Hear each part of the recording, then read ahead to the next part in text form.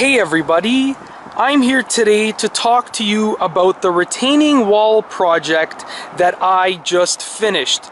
Now this is the retaining wall that I just finished building, and what I want to talk to you about it doesn't even involve this retaining wall. It actually involves the retaining wall behind it. So as you can see, there is a retaining wall right here behind the new wooden retaining wall that I just built. Basically I have created a double retaining wall, and I'll explain it very quickly.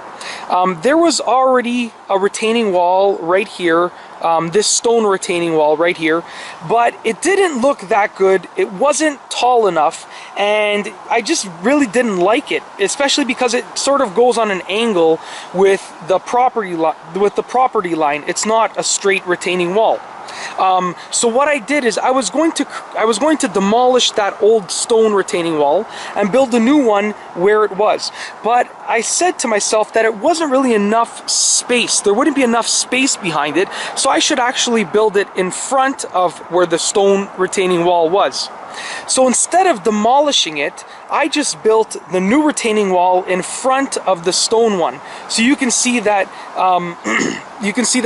there is a wooden retaining wall in front of the stone retaining wall, and this allows me to have basically double the support for the retaining wall, because this stone retaining wall is basically holding all of that dirt right there, and this new retaining wall will pretty much only be holding the additional dirt, the dirt on top that I will be pouring into there. And that's basically it. It is a pretty cool setup because I am getting double the support.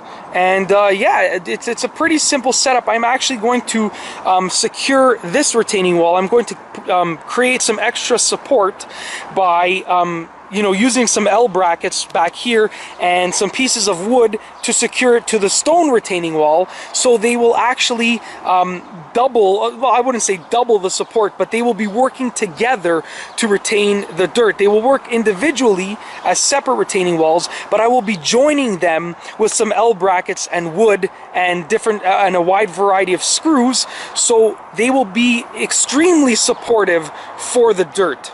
Now I just want to also make a quick note that this double retaining wall doesn't go throughout the entire length of the new retaining wall.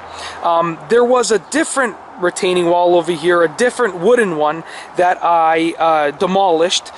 So it only goes up to here. The stones only go from the fence down there up to here, which is the majority. It's definitely the majority of the new retaining wall length. But there is this section right here in which there is no second retaining wall. So I mean, it's a pretty cool system. If you have an old retaining wall that you have in your yard and you want to create a new one, if you can afford to give up some extra space and build a new retaining wall in front of the old retaining wall, then you can definitely benefit from having some extra support, and you don't have to get rid of your old retaining wall. You don't have to demolish it, as long as the new one is taller, because you will be filling in this area with dirt. So as you can see right here, my new retaining wall is definitely taller than the old one. So when I fill this area with dirt over here, you will not be able to see the old retaining wall. You will, but the benefit of the extra support will still be there. It's sort of like an invisible benefit. It's really, really cool, and I'm really happy with the result. And I have to say that using this double retaining wall setup was definitely a good idea, and I'm really happy with the way that it turned out, and I definitely like the way that it looks. So that's basically it. I just wanted to show you my double retaining wall setup and just talk to you about how it works. And that's all I have for you today. Thanks for watching.